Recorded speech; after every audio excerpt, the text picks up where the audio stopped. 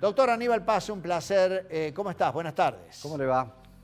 ¿Qué tal? Buenas tardes, Daniel, Julio, ¿cómo les va? Bueno, Bien. en Gracias por primer la invitación. término, ¿cuál es tu primera opinión respecto a este proyecto donde aparentemente uno puede observar una buena idea, aunque deja algunos interrogantes planteados, como por ejemplo cómo se va a sustentar o cómo se va a financiar todo esto, ¿no? Sí, precisamente hay una tensión dialéctica entre el sostenimiento del régimen y la progresividad o la inclusión previsional. ¿Quién puede oponerse a la idea de ampliar derechos o de mayor inclusión previsional? Yo creo que nadie, y mucho menos en esta coyuntura. Máximo cuando el proyecto está destinado a un sector muy vulnerable que ha quedado desocupado seguramente en los últimos años y que aún no tiene edad para jubilarse y en una coyuntura tan difícil como la que nos toca atravesar. Eso desde un lado, pero desde la otra óptica, por supuesto que tenemos el sostenimiento del régimen. Ustedes lo han dicho muy bien hace unos minutos que el sistema previsional argentino viene en una situación de permanente quebranto. Esto no es nuevo, viene desde siempre. Cada tanto tenemos reformas, ajustes. El año pasado mismo tuvimos movilidad suspendida, otorgada por decreto, que generó litigiosidad, y así sucesivamente hacia atrás en el tiempo. Cuanto uno más se corre, va corriendo el velo y va viendo que permanentemente la clase pasiva ha sido ajustada por los diversos gobiernos de turno. Entonces, tenemos esa tensión dialéctica. Por un lado, el otorgamiento de estos derechos es excelente, pero por el otro lado nos preocupa de cómo se va a sostener esto en el tiempo. Si bien es una medida acotada, no podemos mirar para otro lado cuando nos damos cuenta el momento en el cual se dicta esta medida y la coyuntura socioeconómica y política actual. Bueno, doctor, otra cuestión, y tiene que ver cómo se va a financiar, o serán los propios pasivos los que a la larga, como usted decía recién, con estos ajustes terminan financiando esto.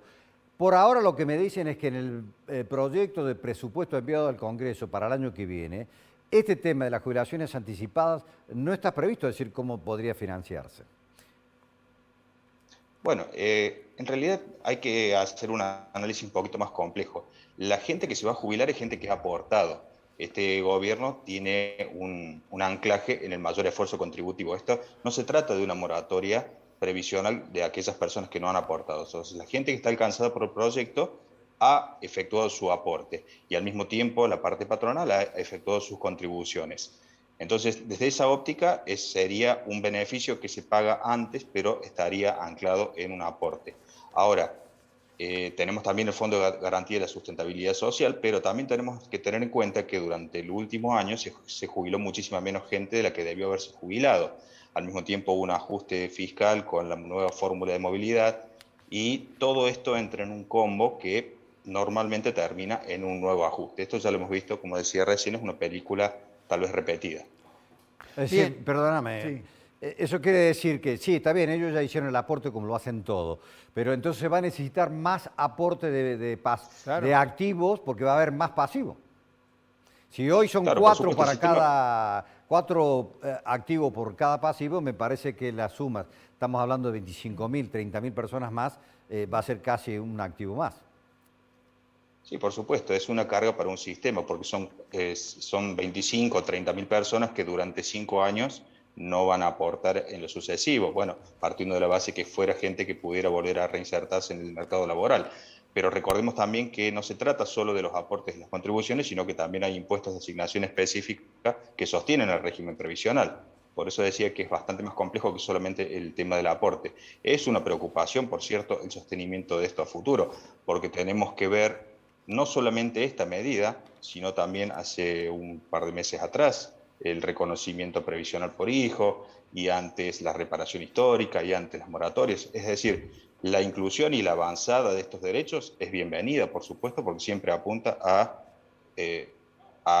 mayores derechos, pero el sostenimiento del régimen apunta hacia el achatamiento de la pirámide de jubilaciones y apunta normalmente a un ajuste de la clase pasiva, sobre todo los ingresos medios y medios altos, que han hecho también aportes y que también tienen los derechos de igual rango constitucional garantizados. Entonces es como decía al principio, una tensión dialéctica para saber cuál es el foco principal, o el otorgamiento de derechos o el sostenimiento del mismo. Bien, Aníbal, por lo menos de mi parte la última pregunta. ¿Cuán peligroso es para un sistema jubilatorio como el de la República Argentina que estemos a veces navegando sin brújula en función del signo político que se va haciendo cargo de la administración del Estado? Digo esto porque desde los tiempos de Carlos Saúl Menem, en donde incluimos la jubilación privada en la República Argentina, que después terminó prácticamente por el piso, anulada y estatizada nuevamente, vemos que Mauricio Macri realizó algún tipo de modificaciones respecto a la movilidad,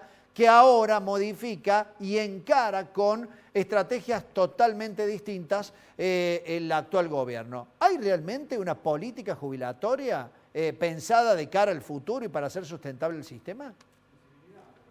No, claro que no. Esta política, si bien como dije, bienvenida, tiene claramente digo que es el 14 de noviembre. Esto ha quedado evidenciado por todos los hechos que son de público y notorio conocimiento de los últimos días.